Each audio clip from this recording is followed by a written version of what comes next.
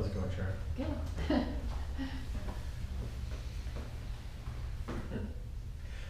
Okay, let me do it this way. Yeah, like I'll look at the camera. Yeah. So, DrKrakora, talk us through. Actually, let's start that.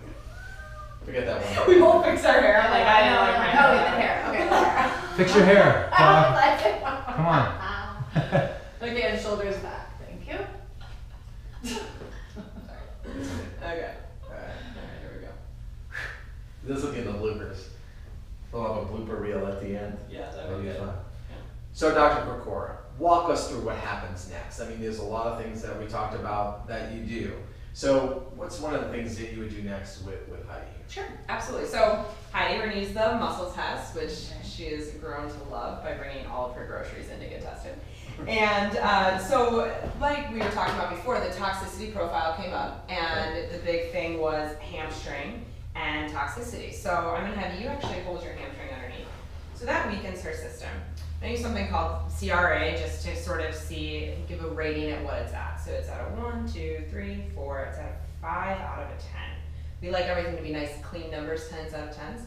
So I'm just going to see what organs this is related to. So we have a change of the liver, so we know the liver is involved, and the gallbladder, and her stomach, ironically.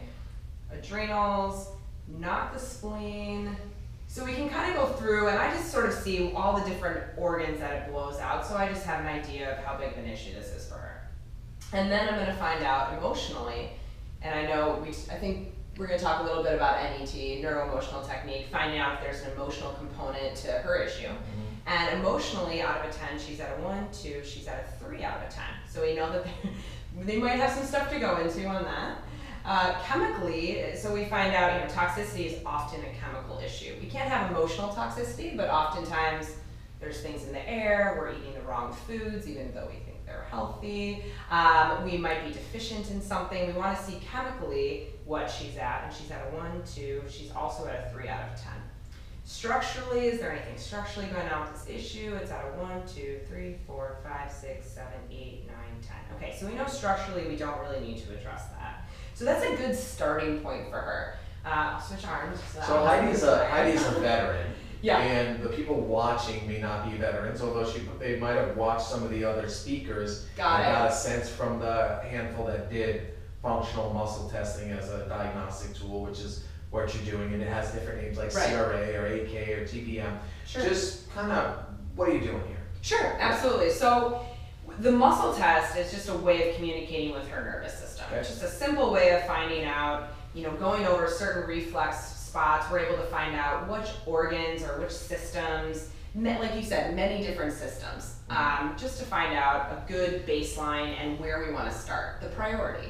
So we know from bioprint the priority is toxicity, but now when we move actually into her system, there could be 10 different patients that come in with a toxicity issue. But how does Heidi's body want to solve So you're trying toxicity? to locate where that toxicity Exactly, is. where it is and how Heidi wants it to be treated. So Heidi's body wants it to be treated both emotionally and chemically. So we've been working now for some time on the allergy stuff, right? So Heidi came in thinking she was eating all the right foods. They weren't working out. Actually, why don't you tell them the coconut story? That would be a good one.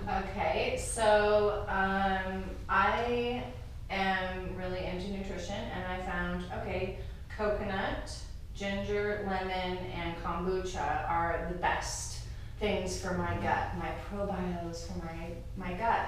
So I focused on coconut, everything coconut I was eating. I was baking with it, putting it on my body, putting it in my body, anything coconut I was having, okay? Well, that was completely wrong for me. Kombucha, all the foods that I think are so good. Lettuce, who's allergic to lettuce?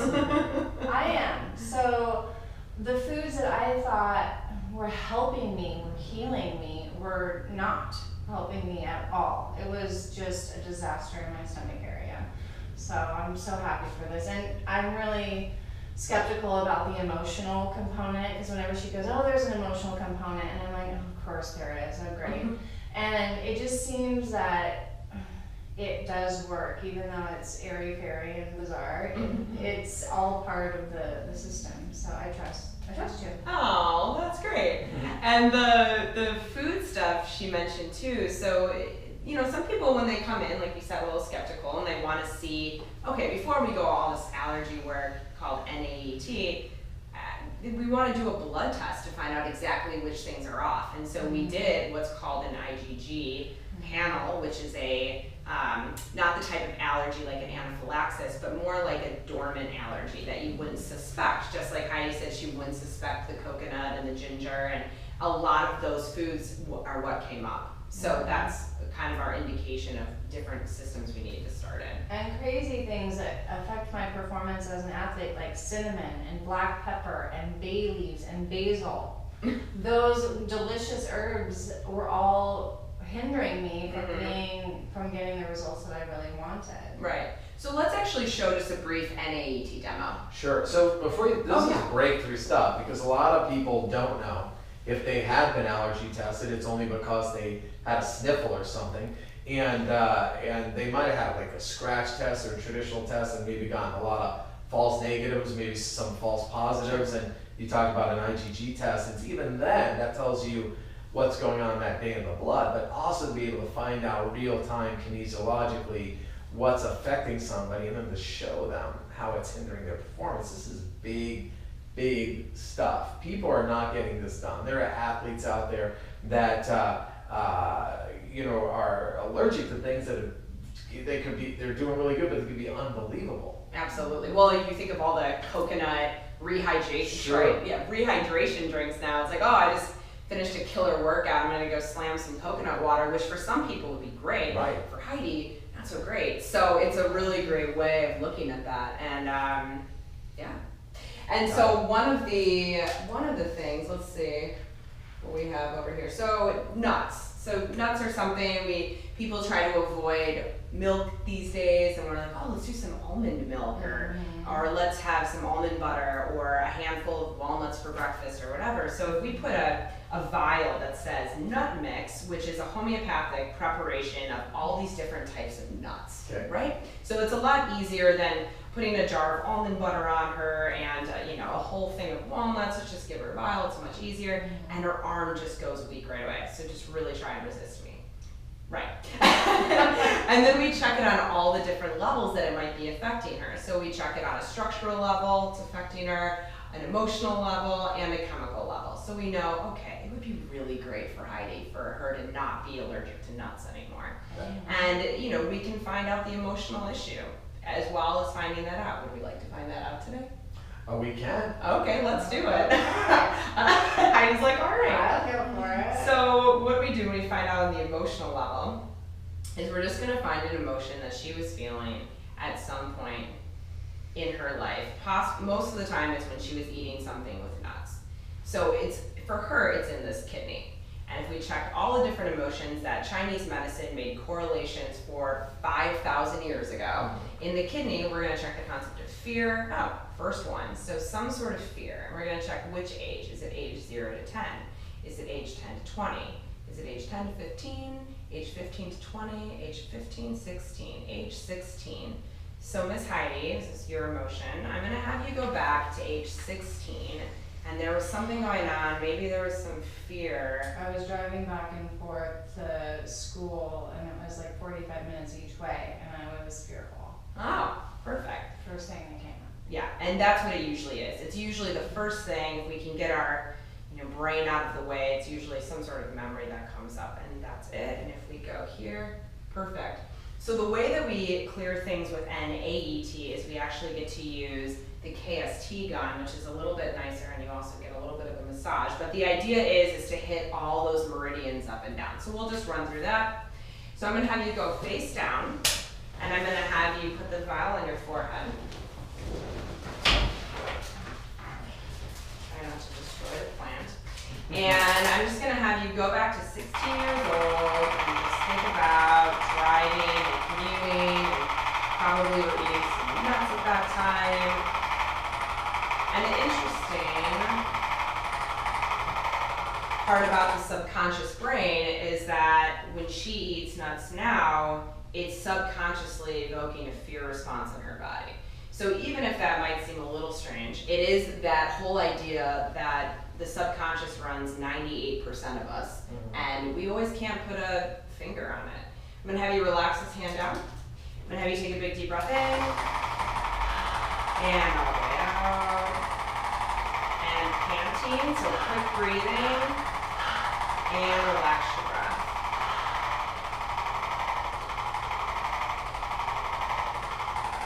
All right, go ahead and sit up. And the different breathing is just invoking different parts of the nervous system.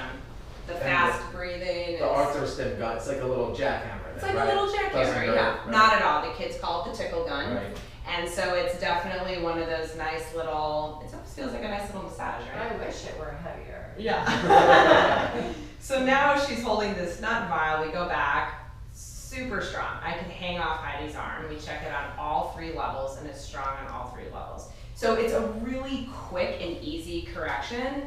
And after 25 hours of avoiding the nuts, then Heidi can go back to eating them, and she's gonna have a lot less issues. So that's fantastic. That is fantastic. Yeah. And then the other part of it, so that's a chemical component of what's going on, again, that ties all the way back to this priority, which was the hamstring and toxicity. And the other things that we can do are now move forward, and whether it be IV therapy or whether it be finding some nutrition or some supplements to help out with Heidi's toxicity issue. So what kind of stuff would you do with Heidi, or someone with Heidi in her situation? If she's, well, with Heidi, she's done marathons, she's done triathlons, she's in this extreme human performance sector with others. What would happen walk us through the IV edge? Because a lot of people, they think, when they see a needle or shots, or they think it's someone sick, or they don't know about this whole wealth of human performance, or they think the opposite, they think steroids or things that are gonna make somebody show. But there are things that are natural, that are healthy, that'll help speed recovery, improve performance, 100% legal. They're not crazy substances that are gonna get you on the news. Walk us through that whole process. What would a Heidi or someone in her world look to do? Yeah, absolutely. So for Heidi, I mean, IV therapy is perfect for Heidi because she came in with all these gastrointestinal problems and stomach pain. And so sometimes then, when we have people who have stomach pain or gastrointestinal issues with it, which is a really large percentage of the population, they're spending all this money on supplements. I mean, tons of money on supplements, vitamin C, all these amino acids to help rebuild muscle and help after, post-workout. And if your stomach is upset, it's not breaking things down, you're not absorbing most of those nutrients. So IV therapy is 100% absorption. I mean, we use the muscle test, just, the same thing we've been using for everything else, and we just test to see what nutrients would be best for Heidi. And then we make our own little custom concoctions here, full of vitamin C, selenium, different amino acids that are gonna help repair and help build muscle, collagen, all of those great things. And then they get to hang out in our lovely IV lounge and just relax while they just go straight into the bloodstream. So there's no need to stress the digestive system at that point. And oral supplementation by mouth, I mean, it's great, it's fantastic to still do day by day, but we're talking about athletes that are, breaking down their system every day. I mean, it's one of the things that the football players I've been working with absolutely love. I mean, their workouts in season are intense, and gearing up towards the season are intense. Their bodies are run down. So one, it's extremely relaxing for them to hang out there and chill for a little bit, but two, it helps improve their sleep. It helps improve their energy. They don't feel as run down after their workouts. I mean, these are all things that simply can just go into the bloodstream without having to always remember to take these pills and all of that. That's beautiful. That's awesome. So let me ask you this. So I think in the beginning when we introduced you, you're an ND, which is a naturopath. And I don't know if everybody knows what that is. I mean, it sounds awesome, but what is a naturopath, and what do they do different than an MD or a chiro or something like that? Sure. It's funny to say the naturopaths are kind of new on the scene because it's such old medicine. Yeah, it just was sort of went into hiding for a little bit, but it's using all of the basic things to heal your body. And it's all the different things that have been around for thousands of years. So, you know, ideally we try not to prescribe medication. You know, we just try to remove the roadblocks so the body can heal itself. You know, our number one, we have 7 principles. I won't labor with all of them, but you know, the first couple are to do no harm, and the doctor means docere, and is to teach. So a lot of it is educating the patients, and it's making sure they know how to take care of their body and what their body wants. And so a lot of it is trying to use non-invasive methods to help somebody use their own healing ability for their own body.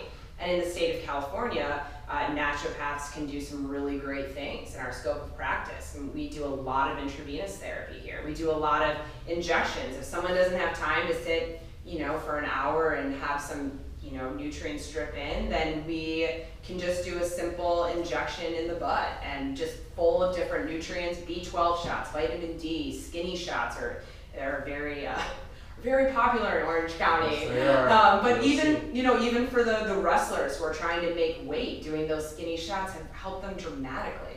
And so it's whatever way we can get nutrients into the body, help them achieve results faster without using really invasive methods with a lot of side effects.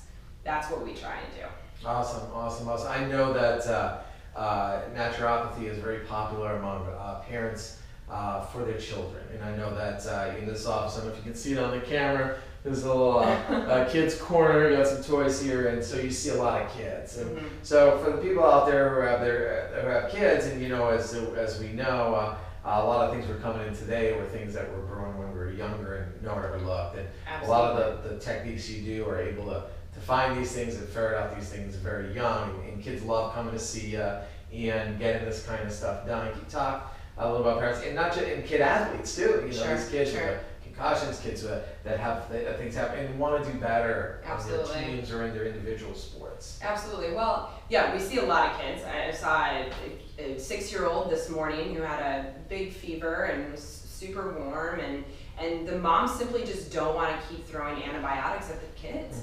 And so it's just coming in and finding out and using the muscle test. A lot of times we use the parents because kids are, you know, especially the 6-year-old's not feeling very great. She doesn't want to throw her arm up there, so we can, you know, test through the parents. And it's just finding different, you know, whether it be homeopathy or a nutrient or an herb, something that's safe and effective for the kids so they can heal without having to put prescription medication.